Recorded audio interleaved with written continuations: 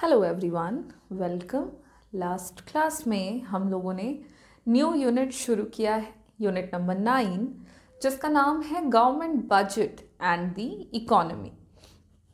आज के क्लास में हम लोग इसी यूनिट को कंटिन्यू करेंगे और इस यूनिट के कुछ टॉपिक को जहाँ तक क्लास में कर लिया है उसके आगे के टॉपिक को आज के क्लास में शुरू करेंगे। लास्ट क्लास में मैंने आपको बताया था गवर्नमेंट बजट के मीनिंग के बारे में कि मीनिंग क्या है गवर्नमेंट बजट का, या गवर्नमेंट बजट से हम क्या समझते हैं।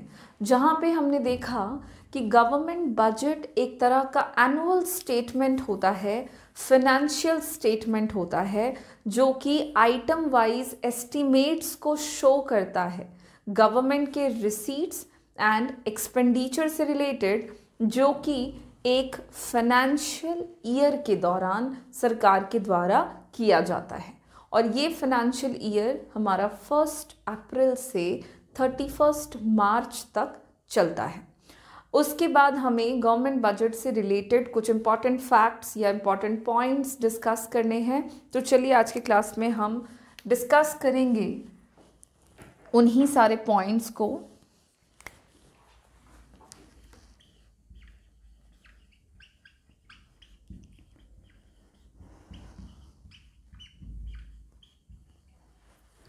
Important points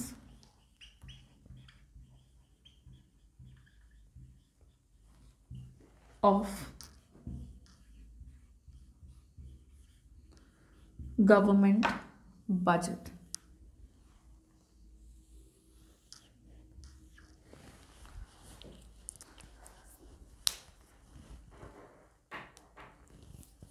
देखो, तो जो सबसे पहली बात है अबाउट द गवर्नमेंट बजट वो यही है कि जो गवर्नमेंट बजट होता है वो प्रिपेयर किया जाता है, मतलब तैयार किया जाता है सरकार के द्वारा, गवर्नमेंट के द्वारा।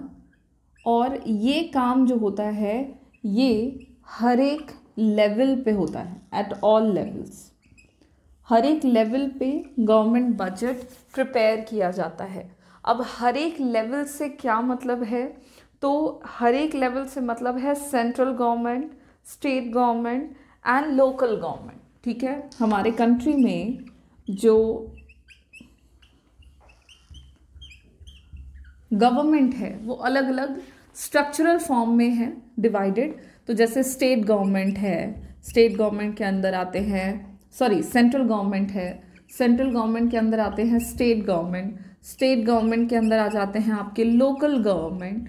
तो इस तरह से अलग अलग लेवल पे गवर्नमेंट काम करते हैं, इकोनॉमी को चलाते हैं। और होता क्या है कि चूंकि सरकार अलग अलग लेवल्स पे है तो उसी के अकॉर्डिंग जो बजट तैयार किया जाता है वो भी अलग अलग लेवल पे तैयार किया जाता है। सेंट्रल गवर्नमेंट अपने रिस्पेक्टिव, सेंट्रल गवर्नमेंट अपने अकॉर्डिंग, अपने एरिया के अकॉर्डिंग बजट को प्रिपेयर करते हैं, जिसको हम सेंट्रल गवर्नमेंट बजट के नाम से भी जानेंगे। ठीक है, स्टेट गवर्नमेंट अपने रिस्पेक्टिव एरियाज के अकॉर्डिंग बजट तैयार करते हैं, जिसको हम स्टेट गवर्नमेंट बजट के नाम से जानेंगे। और लोकल गवर्नमेंट अपने रिस्पेक्टिव एरियाज के बेसिस पे बजट प्रिपेयर करते हैं, जिसको हम लोग लोकल गवर्नमेंट बजट के तौर पर जानते हैं। अब है क्या कि बजट प्रिपेयर होता है इंडिया में और गवर्नमेंट जो है वो अलग अलग लेवल्स पे हैं, तो उन्हीं के अकॉर्डिंग बजट भी हमारे अलग अलग लेवल पे तैयार किया जाता है। Central government budget, state government budget and local government budget. अब है क्या कि हम लोग क्या पढ़ रहे हैं, तो हम लोग स्टडी कर रहे हैं मैक्रो इकोनॉमिक्स। मैक्रो इकोनॉमिक्स के अंदर हम लोग गवर्नमेंट बजट को डिस्कस कर रहे हैं। मैक्रो इकोनॉमिक्स का मतलब है जहाँ पे हम एग्रीगेट लेवल पे स्टडी करते हैं, है ना। तो यहाँ पे चूंकि गवर्नमेंट बजट में तो हमने देखा कि भाई ये अलग अलग लेवल पे तैयार किया जाता है, तो इस पूरे यूनिट में हम लोग कौन से गवर्नमेंट के बजट को डिस्कस करेंगे, तो हम यहाँ पे बात करेंगे सेंट्रल गवर्नमेंट बजट के बारे में। चूंकि हम मैक्रो इकोनॉमिक्स में हैं तो सेंट्रल गवर्नमेंट बजट हमारे एग्रीगेट बजट को दिखा रहा है, जिसको हम यूनियन बजट के नाम से भी जानते हैं। तो ये टॉपिक हमारा यहाँ पे डिस्कस होने वाला है। तो पूरा का पूरा यूनिट हमारे यूनियन बजट के ऑब्जेक्टिव्स, यूनियन बजट के कंपोनेंट्स, इन सब पे बेस्ड है। यहाँ पे हम state government, local government budget discuss नहीं करेंगे, बिकॉज वो कहीं ना कहीं एक नैरो कॉन्सेप्ट हो जाता है as compared to central government budget. अब ये हो गई पहली बात कि भाई देश में बजट तैयार होता है, अलग अलग लेवल पे तैयार किया जाता है, और अलग अलग लेवल के अकॉर्डिंग बजट जो है वो अलग अलग पार्ट्स में डिवाइडेड हो जाता है। और इस चैप्टर में, इस यूनिट में हम लोग यूनियन बजट डिस्कस करेंगे, जो कि सेंट्रल गवर्नमेंट का बजट होता है। अगली बात, जो दूसरा इंपॉर्टेंट पॉइंट है,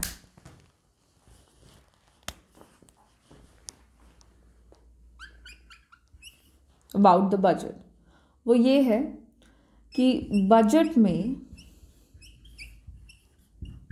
गवर्नमेंट जो एस्टीमेट्स लेते हैं,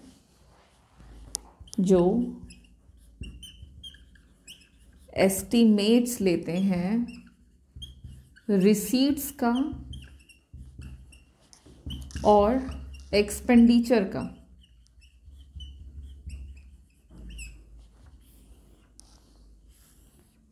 रिसीट्स और एक्सपेंडिचर का जो एस्टीमेट्स लेते हैं, वो एस्टीमेट्स लिया जाता है as per the objectives of the government. सरकार के जो भी उद्देश्य होते हैं, उन उद्देश्यों को पूरा करते हुए गवर्नमेंट अपने एक्सपेंडिचर और अपने रिसीट्स के एस्टीमेट्स को निर्धारित करते हैं इन द बजट। बजट में गवर्नमेंट कौन से सेक्टर से कितना पैसा रिसीव करेंगे, ये दूसरी बात कि बजट में गवर्नमेंट जो है वो कौन से सेक्टर पे कितना पैसा खर्च करेंगे, ये तमाम बातें आधारित होती हैं कि सरकार के द्वारा क्या उद्देश्य रखे गए हैं बजट को तैयार करने में, और फिर उसी के अनुसार सरकार जो है वो बजट तैयार करती है। तो बजट में एस्टिमेटेड वैल्यू जो होते हैं रिसीट्स एंड एक्सपेंडिचर का, that is absolutely according to the objective of the government. Now next important point है कि इंडिया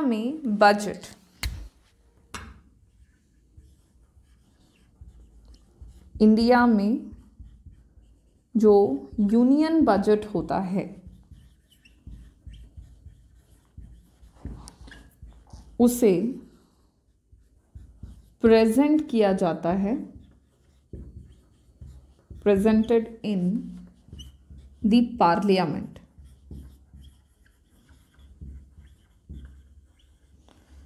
पार्लियामेंट में बजट को प्रेजेंट किया जाता है इंडियन इकोनॉमी में, और ये उस दिन प्रेजेंट किया जाता है पार्लियामेंट में, ये उसी दिन प्रेजेंट होगा, प्रेजेंटेड ऑन सच डे, उस दिन जिस दिन को प्रेसिडेंट ऑफ इंडियन इकोनॉमी के द्वारा डायरेक्ट किया जाएगा। जिस भी दिन बजट को पार्लियामेंट में पेश करने के लिए देश के राष्ट्रपति के द्वारा कहा जाएगा, उसी दिन बजट प्रेजेंट कर दिया जाता है पार्लियामेंट में।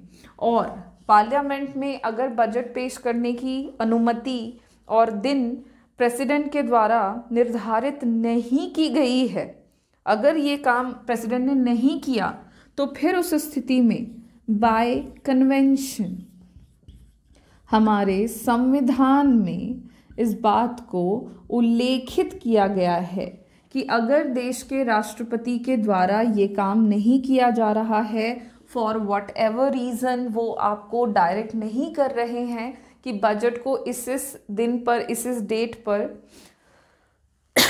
पार्लियामेंट में पेश किया जाए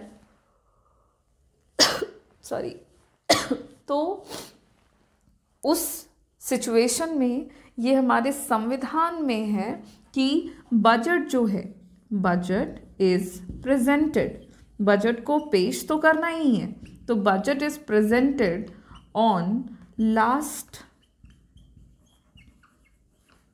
वर्किंग डे ऑफ फेब्रुअरी, फरवरी महीने के लास्ट वर्किंग डे में के दिन बजट पार्लियामेंट में पेश कर दिया जाएगा और ये काम होगा एवरी ईयर, हर एक साल इसी दिन बजट को पेश करने की अनुमति जो है वो बहुत पहले हमारे कन्वेंशन यानी कि हमारे संविधान में इस बात को इंक्लूड कर दिया जा चुका है। ठीक है, ये बात हो गई आपकी चौथी, about the Indian government budget, about the central budget, central government budget. उसके अलावा पार्लियामेंट में बजट को पेश इसलिए किया जाता है ताकि पार्लियामेंट से बजट को अप्रूवल मिल जाए। पार्लियामेंट में इसलिए पेश किया जाता है क्योंकि पार्लियामेंट बजट को approval they they. Budget requires approval by parliament before it is implemented. इससे पहले कि बजट को, बिफोर इम्प्लीमेंटेशन, बजट को पूरे देश में लागू करने से पहले ये बहुत ज़रूरी है कि बजट को पार्लियामेंट यानी कि संसद भवन से सहमति मिल जाए और उसके बाद ही, जब तक अप्रूवल नहीं मिलेगा तब तक बजट को देश में लागू नहीं किया जा सकता है। तो इससे पहले कि बजट लागू कर दिया जाए, ज़रूरी इसलिए होता है पार्लियामेंट में पेश करना बजट, क्योंकि वहाँ पे पार्लियामेंट के जितने भी मेंबर्स हैं उनसे बजट को अप्रूवल मिलनी ज़रूरी होती है। ये कुछ बातें हैं ज़रूरी अबाउट द गवर्नमेंट बजट, जो कि मैंने आपको लास्ट क्लास में ही बताया था कि हम लोग एक प्रैक्टिकल टर्म डिस्कस कर रहे हैं, बजट जो कि वाकई में बनाया जाता है, हर एक साल बनाया जाता है और उसके बारे में हम डिस्कस कर रहे हैं। तो उससे रिलेटेड जो इम्पॉर्टेंट टर्म्स है वो हमें डिस्कस करना ज़रूरी है और ये कुछ इम्पॉर्टेंट फैक्ट्स, इम्पॉर्टेंट पॉइंट्स हैं about the government budget in the Indian economy. इसी के साथ हमारा ये जो टॉपिक है इम्पॉर्टेंट पॉइंट्स, ये कंप्लीट होता है अबाउट द गवर्नमेंट बजट। और अब हम लोग बात करेंगे गवर्नमेंट बजट के ऑब्जेक्टिव्स के बारे में।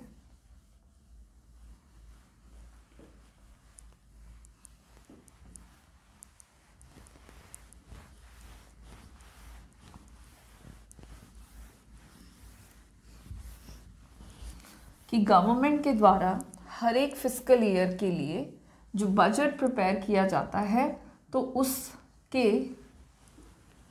उद्देश्य क्या क्या सरकार के द्वारा रखे जाते हैं।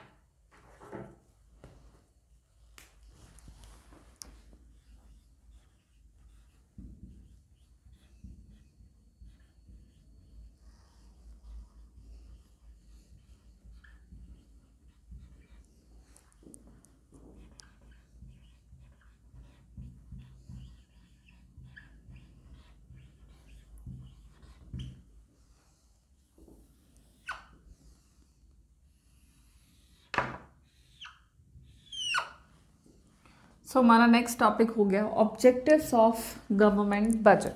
गवर्नमेंट बजट क्यों तैयार करते हैं, क्या उद्देश्य है, इनको हम सबसे पहले पॉइंट वाइज देखेंगे, उसके बाद डिटेल में हम हर एक पॉइंट को डिस्कस करेंगे। ठीक है, तो गवर्नमेंट जो है वो प्रिपेयर करते हैं budget to fulfil certain objectives. These objectives are the direct outcome of government's economic, social and political policies.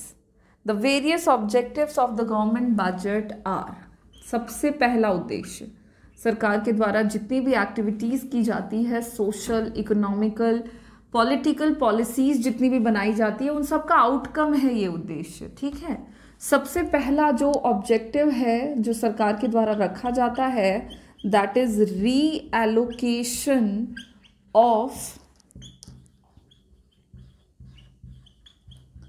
Resources. Reallocation of resources government के द्वारा किया जाता है और ये काम गवर्नमेंट अपनी बजटरी पॉलिसी के थ्रू करती है। इसी में हम लोगों को रीएलोकेशन ऑफ रिसोर्सेज के अंदर ही हमको जानना है कि गवर्नमेंट उद्देश्य जो रखती है रीएलोकेशन का, वो गवर्नमेंट करती कैसे है, कारण क्या है, उसके अंदर गवर्नमेंट किस तरह के स्टेप्स लेती है, कितने स्टेप्स फॉलो करती है और बजट के थ्रू ये काम कैसे किया जाता है। सबसे पहला तो ऑब्जेक्टिव यही है, संसाधनों का पुनः आवंटन करने के लिए, पुनः बंटवारा करने के उद्देश्य को पूरा करने के लिए सरकार के द्वारा हर साल बजट तैयार किया जाता है। नेक्स्ट ऑब्जेक्टिव जो गवर्नमेंट बजट बनाते हुए रखती है वो है रिड्यूसिंग इनइक्वालिटीज ऑफ इनकम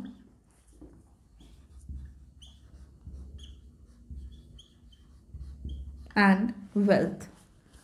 आय और धन से संबंधित जो असमानताएं होती है देश में, उनको दूर करने के लिए, उनको कम करने के लिए भी गवर्नमेंट के द्वारा बजट तैयार किया जाता है। देखिए, देश में अमीर और गरीब का काफ़ी अंतर है और उस अंतर को घटाना सरकार का सबसे पहला उद्देश्य है। इसको पूरा करने के लिए, इस उद्देश्य को अचीव करने के लिए, हासिल करने के लिए सरकार जो है वो बजट का इस्तेमाल करते हैं। कैसे वो अपनी बजटरी पॉलिसी के थ्रू रिड्यूस करते हैं इनकम और वेल्थ की इनइक्वालिटीज़ को, हमें ये जानना है, जिसको हम डिटेल में आगे देखेंगे। नेक्स्ट ऑब्जेक्टिव के तौर पे सरकार जो उद्देश्य रखती है बजट को बनाने का, दैट इज इकोनॉमिक स्टेबिलिटी। आर्थिक स्थिरता बनाए रखने के लिए सरकार के द्वारा बजटरी पॉलिसी का इस्तेमाल किया जाता है।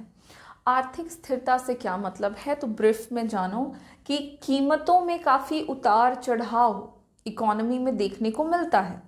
उस उतार चढ़ाव को बैलेंस आउट करने के लिए, उसको मेंटेन करने के लिए सरकार कई तरह की नीतियों को अपनाती है।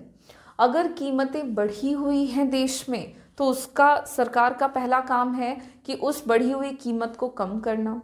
अगर कीमतें बहुत ज़्यादा कम हैं, तो गवर्नमेंट का एक और इम्पॉर्टेंट ऑब्जेक्टिव है भाई कि कीमत को बढ़ाना। तो इस तरह से कीमतों में होने वाले उतार चढ़ाव को मेंटेन करने के लिए गवर्नमेंट के द्वारा बजटरी पॉलिसी का इस्तेमाल किया जाता है और ये एक इम्पॉर्टेंट ऑब्जेक्टिव रखा जाता है गवर्नमेंट ऑफ इंडिया के द्वारा बजट बनाने का। तो उद्देश्यों में एक महत्वपूर्ण उद्देश्य के रूप में आप ये भी याद रखेंगे, दैट इज इकोनॉमिक स्टेबिलिटी। आर्थिक स्थिरता बनाए रखने के लिए सरकार के द्वारा बजटरी पॉलिसी का इस्तेमाल किया जाता है इंडियन इकोनॉमी में। अगला ऑब्जेक्टिव है मैनेजमेंट ऑफ पब्लिक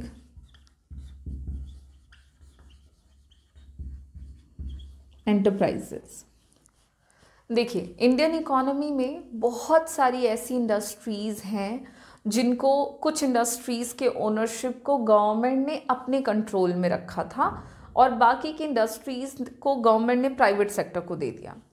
तो जितनी भी इंडस्ट्रीज़ गवर्नमेंट ने अपने कंट्रोल में रखे हुए थे, उनको हम पब्लिक एंटरप्राइजेस कहेंगे।